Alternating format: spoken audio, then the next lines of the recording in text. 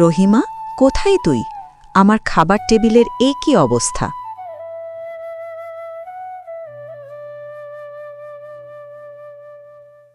জি madam, আমি রান্না করছি। ড্রয়িং রুমের পাপোশটা এত নোংরা কেন? তুই জানিস এই পাপোশের দাম কত? আমি এটা বিদেশ থেকে এনেছি। আমার ভুল হয়ে গেছে ম্যাডাম, আমি পরিষ্কার করে দিব। আমার এত দামি সব জিনিস আর তুই নোংরা করে রাখছিস, এজন্য তোকে আমি টাকা দেই? এসব যদি এক্ষুনি পরিষ্কার না করিস তাহলে তোকে আমি কাজ থেকে বের করে দিব। কি হয়েছে কাজল, এত চেঁচাচ্ছ কেন? কাজের চাপে ভুলে গেছে হয়তো। তুমি একদম চুপ করো। তুমি অফিসে যাও, বাসার ব্যাপারটা আমাকেই সামলাতে দেও। এসব কাজের লোকেদের আমার ভালো করে চেনা আছে। দেখো কাজল, এত অহংকার ভালো নয়। তুমি সবার সাথে এমন ব্যবহার করো না। আমার বাড়ি, আমার টাকা, আমার ব্যবসা, আমি অহংকার না করলে কে করবে? এসব আমার থেকে কেউ কেড়ে নিতে পারবে না। এই অহংকারের ফল একদিন বুঝবে ঠিকই।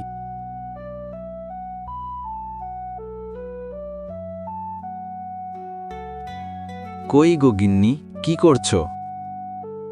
এই তো আমি। কি হয়েছে বলো? একটা খারাপ খবর আছে। কি হয়েছে? মোড়ল টাকা চেয়েছে নাকি? শুধু তাই নয়, মোড়ল বলেছে এবার আমাদের আর জমি চাষ করতে দেবে না। তুমি কোনো চিন্তা করো না, উপরওয়ালা চাইলে সব হবে। বাসায় যা আছে সেটা দিয়েই আজ চলে যাবে। আজ বাজারে তোমার বোনের সাথে দেখা হয়েছিল, বলল আমার সাথে বিয়ে দিয়ে নাকি তোমার কপালটা পড়ছে। বাদ দাও ওর কথা। ওর মতো অহংকারী আমরা হতে চাই না। আমি তোমার সাথে ভালো আছি।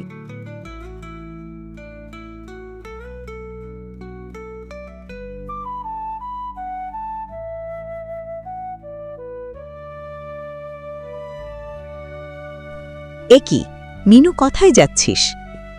এই তো দিদি, জল আনতে যাচ্ছি। আমি তোর বাসাতেই যাচ্ছিলাম। এভাবে কেন চলাফেরা করিস? আমাকে দেখ, আমি কত সুখে আছি আর কত দামি দামি জামা কাপড় পরি। আমার বাসায় গেলে তো তোকে আমি কিছু দিতে পারি। না রে দিদি, আমার লাগবে না। আমি এতেই অনেক ভালো আছি। আর তোর কাছে কেন দান নিব? আমার যা আছে তাতেই আমি খুশি। থাক, তোর এইসব ইমোশনাল কথা। তোর খোঁজ নেওয়াই আমার ভুল হয়েছে। কই গো মা, বাসায় আছো? আমাকে একটু পানি পান করাবে? অনেকটা রাস্তা হেঁটেছি, খুব জল তেষ্টা পেয়েছে। এ কি, তুমি বাসায় ঢুকলে কিভাবে? বের হও। কি গন্ধ বের হচ্ছে শরীর থেকে! এসব তুমি কি বলছো মা? আমি একজন ধার্মিক মানুষ, আমার শরীর থেকে কেন গন্ধ বের হবে? তুমি বের হও এখান থেকে। এসব আমার সম্পত্তি, আমি কষ্ট করে এসব করেছি। আমি কাউকে কিছু দিব না। আর তোদের মতো ভণ্ডদের আমার জানা। তোমার কখনো ভালো হবে না, মনে রেখো।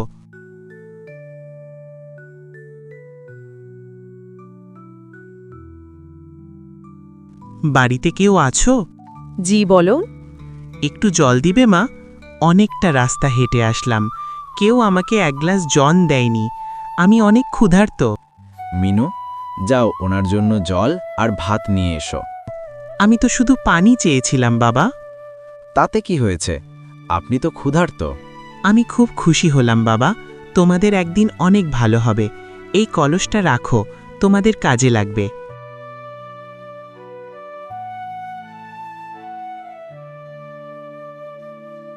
এ কি, কলসটা এরকম কেমন করে হয়ে গেল? শুনছো? দেখো। কি হয়েছে বলো, চিৎকার করছো কেন? এই দেখ, কলসটা সোনার মতো হয়ে গেছে।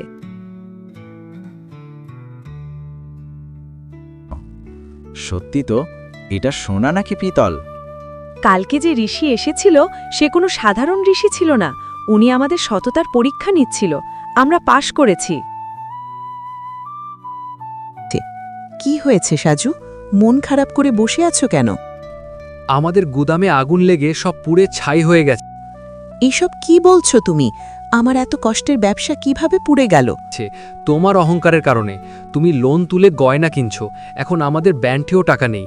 ওরা আমাদের বাড়ি সহ নিলামে দিবে। আমি আমার সব গয়না বেচে দিব, আবার ব্যবসা দাঁড় করাবো।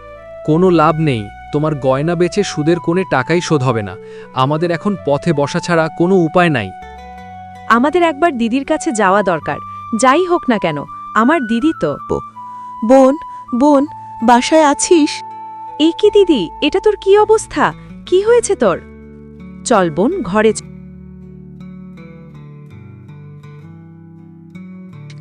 আমার সর্বনাশ হয়ে গেছে বোন। আমার বাড়ি, গাড়ি, ব্যবসা সব শেষ হয়ে গেছে। আমাকে একটু আশ্রয় দিবি? চল, তুই কোনো চিন্তা করিস না। যতদিন তোর সমস্যা মিটবে না, তুই এখানেই থাকবি। আর আমি ধীরে ধীরে তোমার সব লোন শোধ করার ব্যবস্থা করতেছি দিদি, তুমি কোনো চিন্তা করো না। আমি তোমাদের সাথে কত খারাপ ব্যবহার করেছি, তোমরা আমাকে মাফ করে দাও। এসব নিয়ে আর ভাবিস না দিদি, সব আগের মতো হয়ে যাবে। আমরা এই গল্প দ্বারা বুঝতে পারলাম অহংকার পতনের মূল।